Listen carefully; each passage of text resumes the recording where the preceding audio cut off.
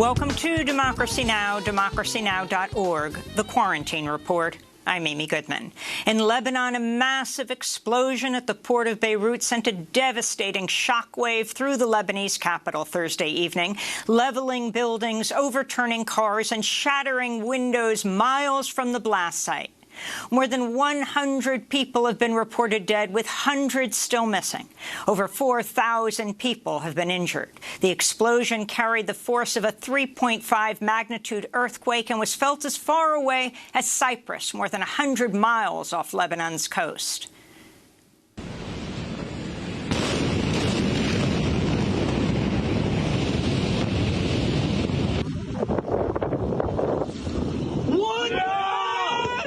Videos of the explosion show a rapidly expanding shockwave engulfing entire high-rise buildings, leaving behind a pink mushroom cloud rising far above Beirut's skyline. One business owner, Ahmad Ismail, describes the moment the blast reached his Beirut shop. We were both standing at the entrance. We felt the glass shaking. I said to him maybe it was an earthquake, and he went to ask the neighbors what's going on. Then I felt something like lightning strike across Beirut, and everything turned red, and the force of the explosion threw me off from the beginning of the shop. Lebanon's prime minister called the explosion a national catastrophe. He said it was triggered by 2,700 tons of highly explosive ammonium nitrate, inexplicably left unattended in a warehouse for 6 years. The explosion completely destroyed the port of Beirut, a main economic lifeline of Lebanon. Even before Tuesday's disaster, Lebanon's economy was in crisis, exacerbated by U.S. sanctions imposed by the Trump administration. At the White House, President Trump told reporters that U.S. military generals believe the explosion was caused by a bomb. They would know better than I would, but they seem to think it was a attack. It was a bomb of some kind, yes. Trump offered no evidence for his claim, which was not supported by intelligence agencies. The Pentagon declined to comment and referred all press questions to the White House. After the explosion, Secretary of State Mike Pompeo called former Prime Minister Saad Hariri to offer assistance to the Lebanese people, not the current Prime Minister Hassan Diab. After headlines, we'll go to Beirut for the latest. The United States reported more than 50,000 new coronavirus cases Tuesday, with more than 1,300 deaths. On Tuesday, Mississippi Governor Tate Reeves ended his long-standing opposition to requiring masks in public and issued a statewide mandate. He also ordered a delay to the start of the school year in some, but not all, of Mississippi's counties. Mississippi is on track to become the top coronavirus hotspot in the United States. Meanwhile, a bipartisan coalition of governors in 7 states, led by Maryland Republican Governor Larry Hogan, is working to acquire millions of rapid coronavirus tests, citing a failed response by President Trump that's led to severe testing shortages and delays. On Capitol Hill, Senate Majority Leader Mitch McConnell signaled Tuesday he might be willing to reverse Republican opposition to a new round of $600 per week unemployment benefits. That benefit expired in late July as talks on a new coronavirus stimulus bill broke down. In Georgia, prisoners at the Ware State Prison used smuggled cell phones to live stream a prison uprising last weekend, demanding improved health measures amidst an outbreak of COVID-19. One video filmed on a contraband cell phone shows 2 men lying on the floor of a prison cell, covered in blood and bandages, as other prisoners plead for help. In another video, a prisoner describes being locked in a cell 24/7 with limited drinking water, terrible food, no electricity, and no sanitation. Water's not flushing. Sink is not working. They have cut the power off. They have cut everything off. We ain't took no shower since last Tuesday. It's been a week.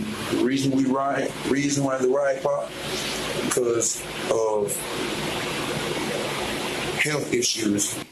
Georgia prison officials said 2 prison staffers and 3 prisoners were injured in the uprising. Dozens of prisoners and employees at Ware State Prison have tested positive for COVID-19, and 2 prisoners have died of the disease. Meanwhile, in California, officials at San Quentin State Prison say a 22nd prisoner has died of COVID-19.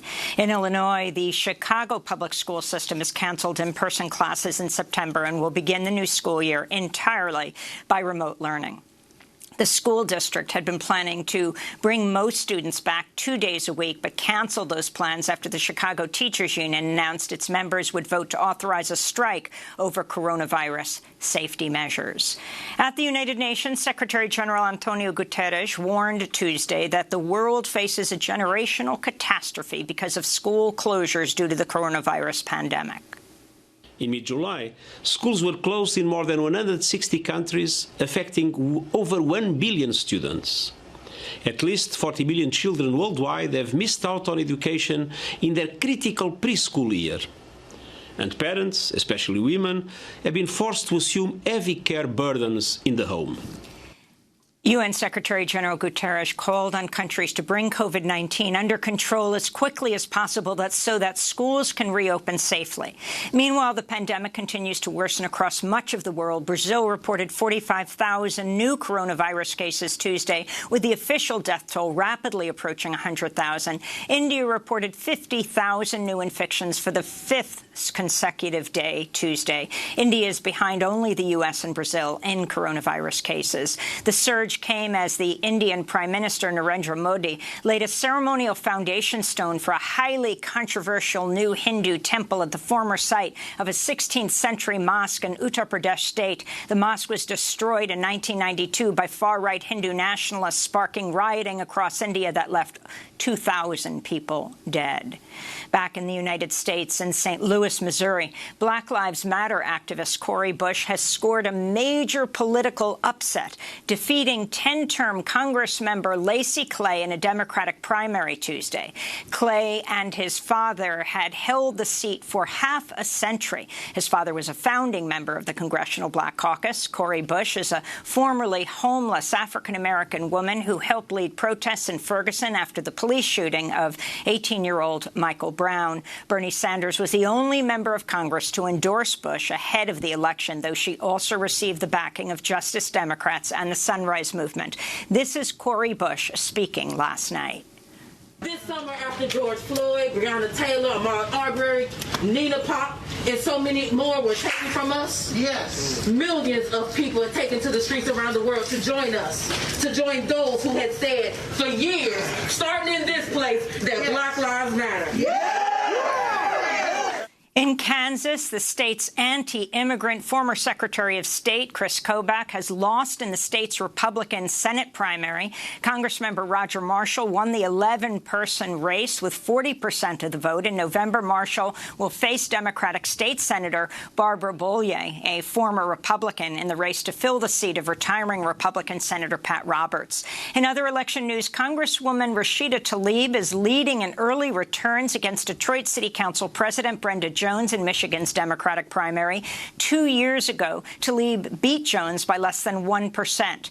Here in New York, Congresswoman Carolyn Maloney and New York City Council member Richie Torres have been declared the winners in their congressional races after 6 weeks of counting ballots. Meanwhile, in Arizona, the race for Maricopa County Sheriff is too close to call. Former Sheriff Joe Arpaio is trying to win back his old position. In 2017, President Trump pardoned Arpaio, who is now 88 years old, for defying a court order to stop his deputies from racial profiling. 4 former directors of the Census Bureau are criticizing the Trump administration over its plans to wrap up collection efforts for the 2020 census a month earlier than planned. House Majority Leader Steny Hoyer slammed the Trump administration's decision as a blatant assault on democracy. He said, quote, "In seeking intentionally to undercount the poor, minorities, and immigrant communities, he's hoping to skew the upcoming redistricting process and transfer funding and resources away from communities that need it most," Hoyer said. As of Monday, nearly 4 in 10 households have not completed census surveys in the midst of this pandemic. President Trump's refused to praise the late civil rights icon, longtime Congressmember John Lewis, who died last month. This is Trump being interviewed by Jonathan Swan of Axios. How do you think history will remember John Lewis? I don't know. I really don't know. I don't know. I don't know John Lewis. He chose not to come to my inauguration. He chose. I never met John Lewis, actually. I don't believe. Do you find him impressive? I can't say one way or the other. I find a lot of people impressive. I find many people not impressive. But no, but I didn't go. Do you find his story impressive? He didn't come to my inauguration. He didn't come to my State of the Union speeches. And that's okay. That's his right. And again, nobody has done more for black Americans than I have. That interview from Axios on HBO. A warning to our audience, the following headline contains graphic video. This from Colorado. Police in Aurora detained a black family at gunpoint Sunday after mistaking their vehicle for one that was stolen. Video has gone viral showing police ordering a woman and 4 girls to lie face down at gunpoint in a parking lot. The girls ranged in age from 6 to 17. 2 of the girls were handcuffed. In the shocking video, the girls can be heard crying and screaming.